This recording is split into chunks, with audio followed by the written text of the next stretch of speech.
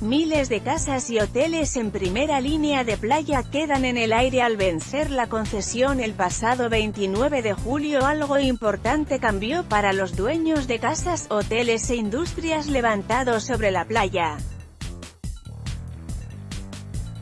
Ese día se cumplieron 30 años de la aprobación de la Ley de Costas, y ese era el plazo que daba la norma para que sus casas permanecieran en pie.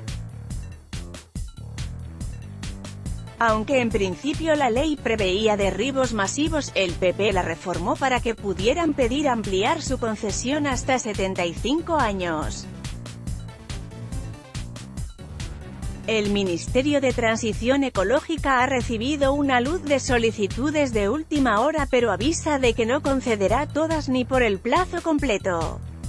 Para decidir las que sobreviven, creará una guía que establezca distintas clases de prórrogas en función de determinados criterios como la erosión de la playa o la subida del nivel del mar. Unos 500 propietarios no han pedido la prórroga, por lo que el Estado interpreta que renuncian a ella e incorpora sus bienes al dominio público. Ginés Martínez pasa estos días en su casa en el puerto de Mazarrón, Murcia. Está sobre la misma playa de la isla y fue construida en 1930 por el abuelo de su mujer. Es una casa baja típica de pescadores de aquella época, explica. Como muchos vecinos, Ginés tenía el 29 de julio de 2018 marcado en el calendario. Esa era la fecha que en 1988 fijó el gobierno de Felipe González para la mayoría de las casas construidas legalmente sobre la arena, el dominio público marítimo terrestre. El Estado decidió entonces recuperar el espacio público, pero lo hizo con una indemnización en diferido. En vez de expropiar en su momento, concedió 30 años más de uso sin pagar canon que servirían como pago. El Tribunal Constitucional aceptó en 1991 esa singular forma de expropiación, la Manga del Mar Menor, en una foto histórica y en la actualidad. Conforme se acercaba la fecha, creció la presión de propietarios y en 2013 el gobierno del PP reformó la Ley de Costas para dar una amnistía. Así se vendió entonces, pero la letra pequeña del reglamento hizo que las prórrogas se vayan a dar al final caso a caso. El Ministerio ha recibido en las últimas semanas una luz de solicitudes. El secretario de Estado de Medio Ambiente, Hugo Morán, explica que los concesionarios han apurado el plazo. De las aproximadamente 1.600 concesiones existentes, prácticamente la totalidad de las solicitudes han agotado el plazo para presentarlas hasta el último momento, así que la inmensa mayoría de solicitudes se han recibido en los últimos días. Se han acumulado en 2 o 3 semanas unas 1000 solicitudes que ahora hay que resolver. Fuentes del sector señalan que el número de afectados es, en la práctica, mayor que el número de concesiones porque en algunos casos estas son colectivas. Cuando se aprobó la reforma de la ley, el Ejecutivo cifró en 40.000 las ocupaciones en dominio público. Morán señala que unos 500 concesionarios no han pedido la prórroga, por lo que el Estado interpreta que renuncian a la concesión y el Estado las incorpora al dominio público y las puede demoler o hacer lo que decida. Para el resto, el Ministerio está desarrollando un protocolo que fije los parámetros para cada caso. Hablamos de concesiones administrativas que se han producido a lo largo del tiempo y que están afectadas por un cambio radical de las situaciones ambientales respecto a las cuales se dieron en su día. En la mayoría de los casos nos vamos a encontrar situaciones que obligan a reconsiderar los mecanismos concesionales, señala Morán. Él fue uno de los impulsores del recurso del PSOE ante el Tribunal Constitucional contra la ley del PP y que dio la razón en parte a los socialistas. El secretario de Estado de Medio Ambiente: en algunos casos se darán de prórrogas y en otros no, pero las condiciones serán objetivas para evitar procedimientos arbitrarios para los interesados. Nuestra idea es elaborar un protocolo de impactos que sirva de guía para evaluar todas las concesiones. Con esos criterios objetivos se dé una clasificación para los que tengan un nivel de afectación alta, media, baja y ya salen las concesiones susceptibles de optar a una prórroga, otras en las que habrá que evaluar las condiciones y aquellas en las que por una constatación física evidente la decisión más razonable sea no autorizar la prórroga.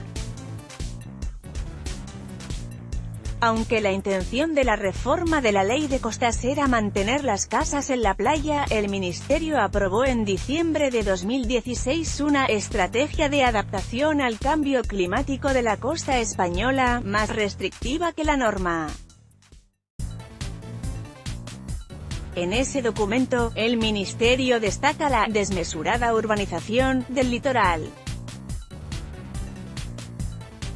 A principios del siglo XX solo se utilizaba el 12% del suelo litoral español, en 1950 la ocupación había llegado al 20%, en 1988 esta cifra ascendió al 55% con nuevas ciudades, instalaciones agrícolas e industriales y ya en 2006, más del 75% de la costa estaba urbanizada.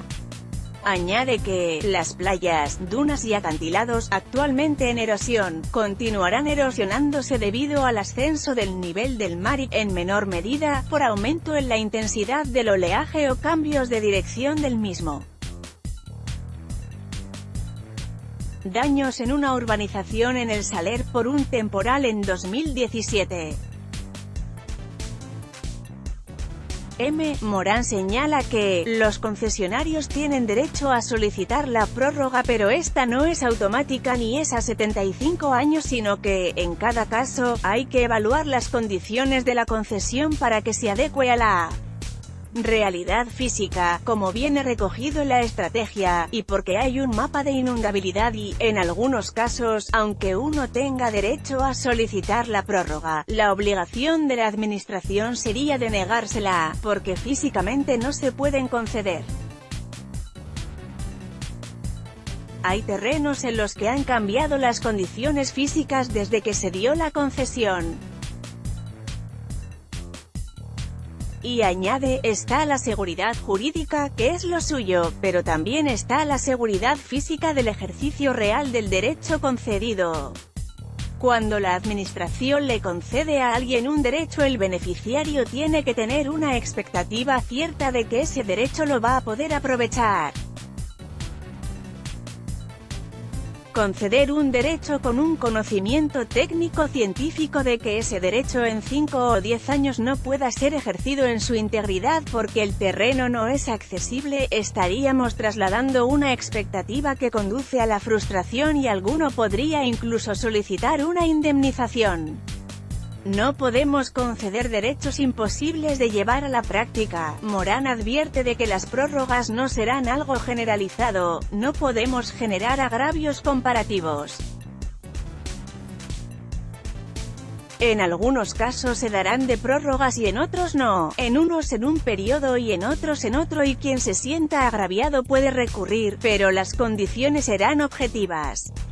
Pero en cada caso hay unas realidades físicas distintas que hace que no sea razonable dar a todos el mismo tratamiento.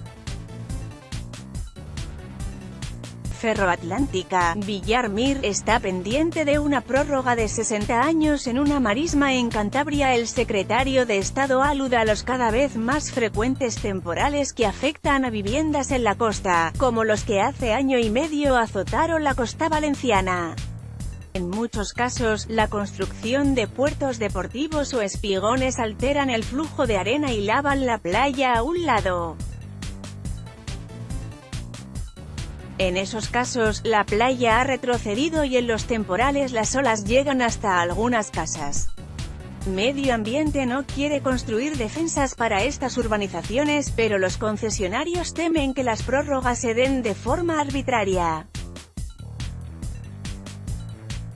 Ginés Martínez es vicepresidente de una asociación de concesionarios de costas y critica que ignoran todo sobre el proceso y temen que haya discrecionalidad. Hemos visto prórrogas de 75 años mientras denegaban otras y en Galicia incluso han desafectado parte del dominio público. Si la ley es igual para todos y reclamamos esa igualdad de la ley, que no haya que tener padrinos para tener derechos. Martínez aluda a la prórroga de 75 años que ya consiguió un polémico chalet en Jave adquirido en 1959 por el ministro de Franco Mariano Navarro Rubio y cuya concesión fue prorrogada en marzo hasta 2089.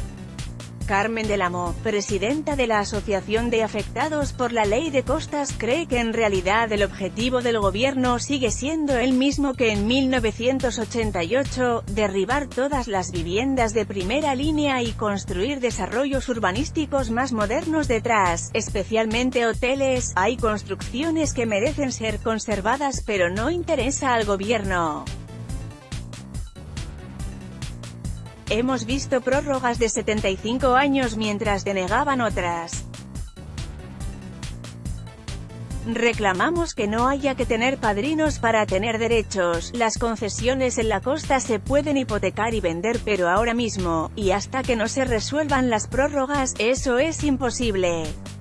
Además de las viviendas, en la costa confluyen multitud de intereses económicos. En dominio público hay hoteles, empresas e industrias, Salinas, de Matutes a Villar Mir. Las presiones en la Dirección General de Costas son un clásico.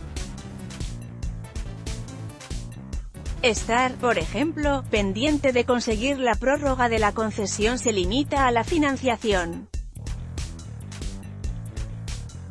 Algunas de las más polémicas, como la papelera de ENCE en Pontevedra, ya recibió 60 años más de vida por el gobierno de Mariano Rajoy, cuando estaba en funciones. La fábrica de Ferroatlántica en Cantabria, de Villar Mir, también está pendiente de una prórroga de 60 años y un polémico hotel de Riu en las dunas de Fuerteventura, que el gobierno de Zapatero quiso demoler, ha conseguido también 75 años más de concesión. Estar o no en dominio público o con o sin concesión tiene un impacto enorme en el negocio. El Hotel Sidi Saler, por ejemplo, dejó un agujero de 42 millones a BBVA y la Caixa porque lo compraron sin saber que estaba afectado por un deslinde de costas. Luego reclamaron una indemnización al Estado que les fue denegada. https://www.elconfidencial.com/espana/2018-0-8-le-de-de-de-de-prorroga-concesiones-ministerio-ministerio-ministerio-ministerio-ministerio-ministerio-ministerio-ministerio-ministerio-160497-9